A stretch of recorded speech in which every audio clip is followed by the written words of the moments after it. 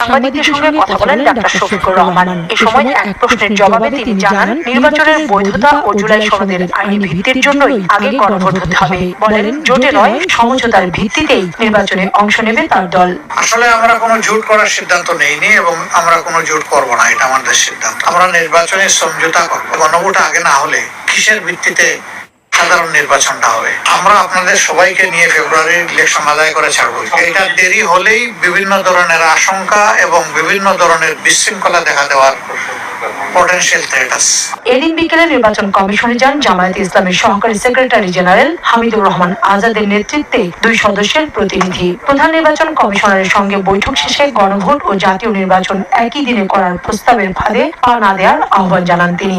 একই দিনে ভোট মানে হচ্ছে ভোট কেন্দ্র স্থগিত হলে গণভোটের রেজাল্ট স্থগিত হয়ে যাবে। গণভোটটা যখন ইগনোরেবল হয়ে যাবে, গৌণ হয়ে যাবে, সাধারণ ভাবে আমাদের পা দেওয়ার সুযোগ নেই। ইলেকশনের মৌলিক বিষয়গুলি সেটেল হলে আমরা আসন বিন্যাস দ্রুত জুলাই সনদ বাস্তবায়নে আদেশ জারির জন্য সরকারের প্রতি আহ্বান জানান হামিদুর রহমান।